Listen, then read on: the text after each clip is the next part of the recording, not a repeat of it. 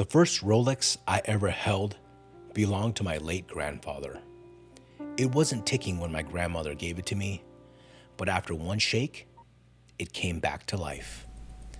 That moment didn't just change how I saw watches, it changed how I saw time. Now, I wear a Rolex of my own, and I plan on passing it down too. Hey, I'm JJ, and today I want to share the story behind my Rolex Sea-Dweller. This isn't about luxury or flexing. This is about legacy, meaning, and carrying something forward that lasts beyond trends, or even lifetimes. Let's get into it. This is JJ Actual. We are Oscar Mike.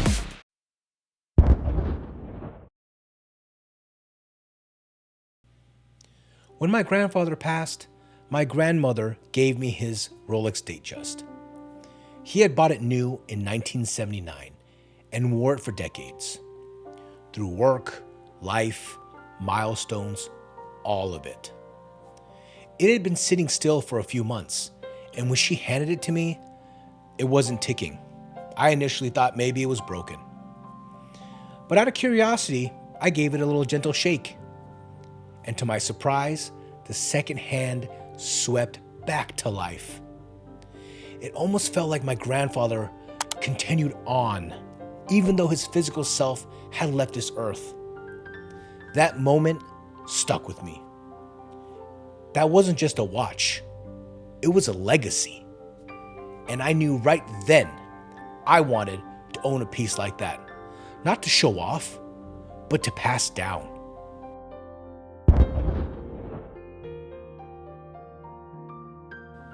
Years later, I started looking at Rolexes, specifically the Submariner. But as a newlywed, $5,000 just wasn't in the budget.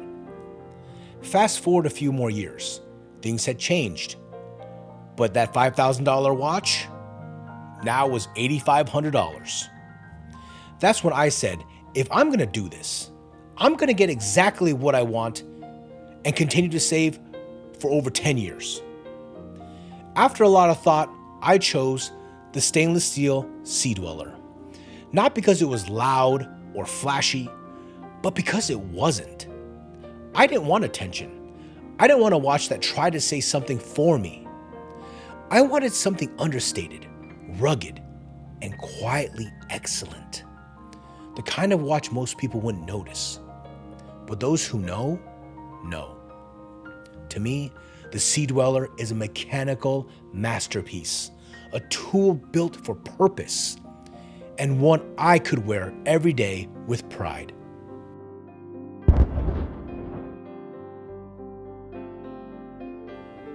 The Sea-Dweller isn't just part of my EDC, it's part of my story now.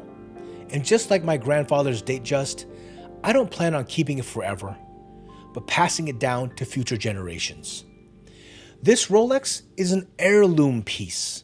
One day, I want to pass it down to my own children. Not just to give them a watch, but to give them a piece of me and a piece of where we come from. It's built to last a lifetime, and if taken care of, more than that. And that's what made this the right choice for me.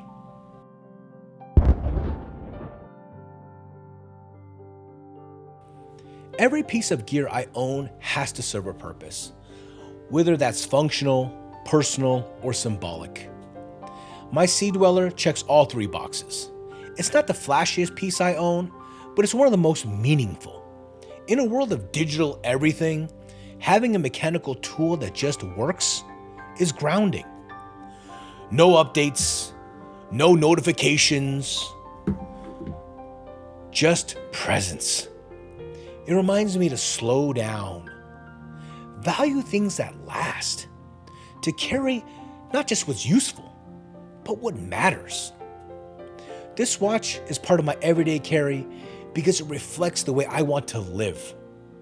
Deliberate, prepared, rooted in values.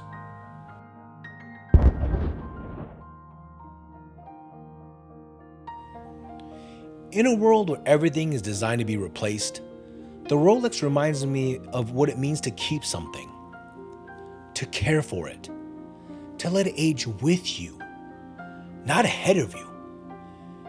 It's not just timekeeping, it's legacy keeping.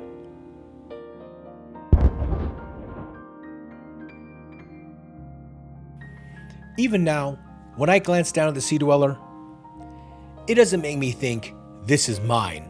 It reminds me of the journey, the decisions, the sacrifices, the moments that brought me where I am today. This watch isn't just part of my everyday carry. It's a marker of the achievements I've earned and the mindset I've built along the way. It represents progress, stability, and growth.